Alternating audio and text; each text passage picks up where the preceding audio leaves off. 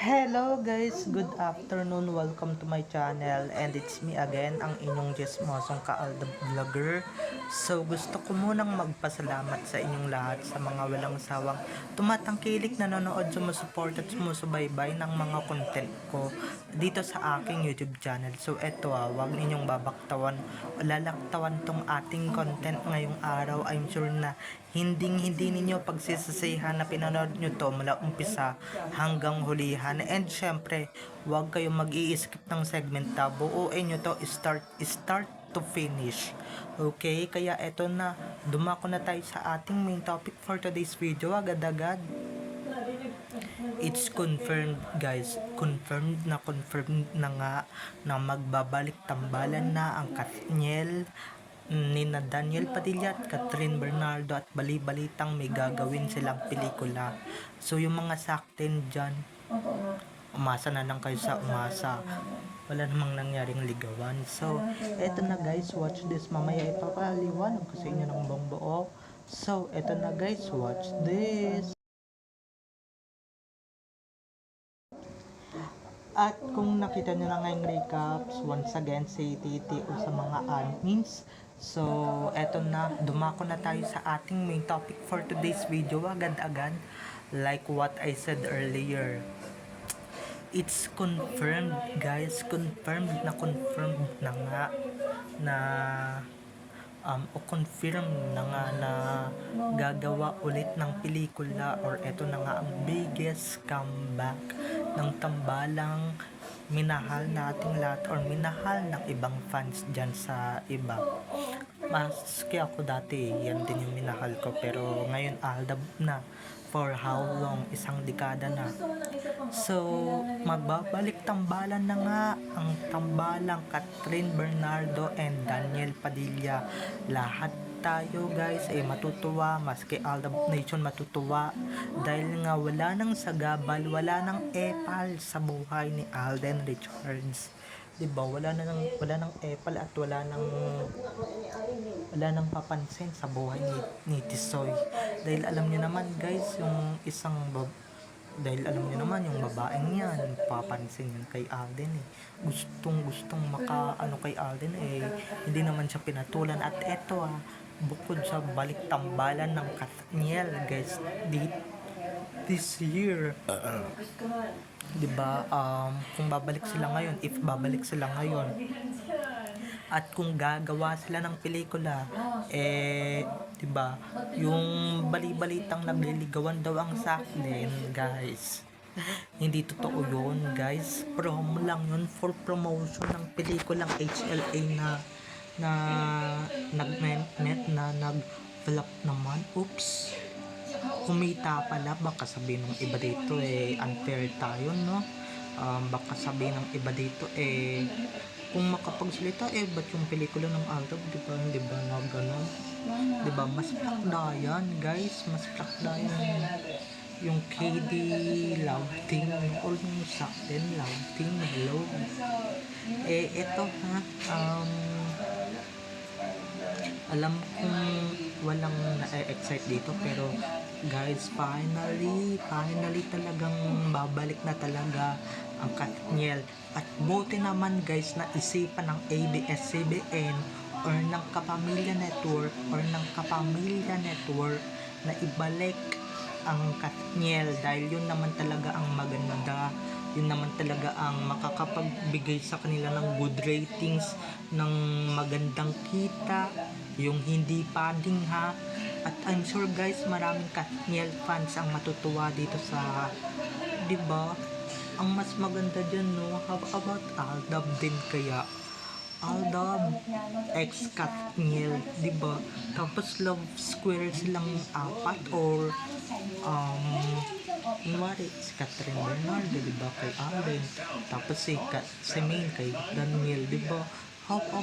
How true talagang kung yan walang away-away ang Katniel, pati Aldab fans talagang pipila sila at talagang sa takilian. Tignan ninyo dyan, babalik ang sinasabi kong sigla ng industriya or sigla ng industriyang industriya ng pelikulang Pilipino, diyan babalik at diyan sisigla ulit. Pagka talaga pinagtambal-tambal niyo yung mga love teams na pinagbububuwag ninyo, no?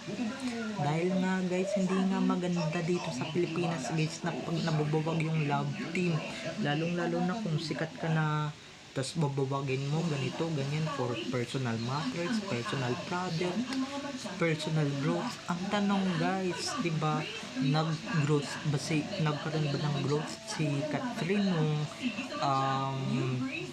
nung nahiwalay siya kay Daniel, di ba? Maski si Alden, nagkaroon ba ng growth nung nahiwalay siya kay Maine or nawala yung Aldab? Di ba hindi?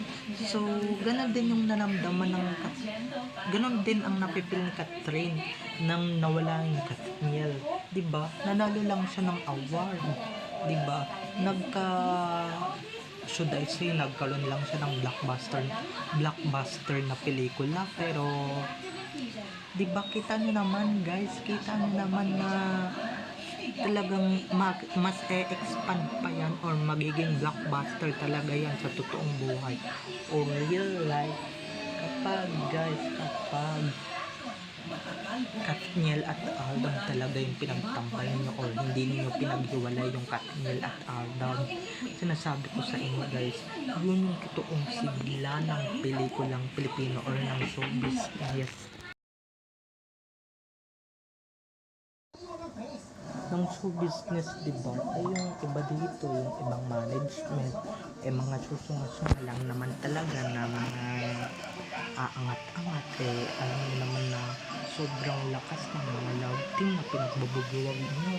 Tapos ngayon pinaghiwalay nyo. Tapos ngayon maiisipan nyo ulit ibalik. Diba? Sana i-push through nyo na yan guys. Sana i-push nyo na yan na ibalik at syempre i-push through nyo na yan at sana mas marami pang pelikulang magawa, diba? Yung sana din, diba, sana pagkatapos ng Kathniel Aldab din naman talaga yung magbalik, diba? At I'm sure guys, marami pang mga fans yan, marami pang mga followers yan na nandito lang sila sa sulok-sulok naghihintay, and syempre naghihintay ng magandang project, magandang material na talagang babagay sa mga love teams na pinagbububuwag nyo. Buti naman na isipan ng management nila na ibalik ang kanilang tambalan or yung Kathniel na tambalan, no. Sana guys, sana no, calling out the management na sana ibalik na talaga yung Kathniel, no. Marami talagang matutuwa at marami talagang hindi maiimbiyar na pagka nabalik ito sa dati, diba? Ako na mismo yung magsasabi guys, pagka binalik ninyo yung Kathniel, pag binalik ninyo yung Aldab, pag binalik ninyo yung Jack B, sisigla yan guys, sisigla. Hindi yung sisigla ang movie industry, lalong-lalo na guys pagka binalik ninyo yung mga power love teams, Kathniel, Jaden, Aldab, Lisken, diba? Ibalik ninyo yung mga yan. I'm sure guys, tas pag yung mga yan love teams, pag nagkaroon yan ng future na pelikula, silang lahat, ay nako, tatabaw yan sa takilya. Kayo talaga, diba? Hindi naman kayo nag-iisip guys, hindi naman kayo nag-iisip na, diba? Tignan niyo yung nangyari nung nag-solo movie sila sa Kang. Ano nangyari nung gumawa siya ng A Very Good Girl? Nga, diba? Nga hindi kumita. Nung nagkaroon ba ng solo, hindi valid dito yung HLA dahil dito sa HLA may ka-love team siya. Pag-usapan natin guys yung solo movie niya na plumakda din naman or nag-flop, diba, yung A Very Good Girl na hindi niya katambal si Daniel. O tignan niyo yung nangyari, flop, diba? Yan yung nagagawa guys pagka hindi na itatambal or hindi niya katambal sa Daniel, diba? Even flop or plumakda or plakda, diba? So eto guys, wala akong pakialam kung mabash ako ng Catherine fans dito. Pero guys, real talk lang naman. Real talk, okay? Hindi kaya ni Catherine Bernardo na walang Daniel Padilla. Okay? At hindi din kaya ni Allen Richards na magbuhat ng show pag walang May Mendoza. Yan yung tatandaan ninyo.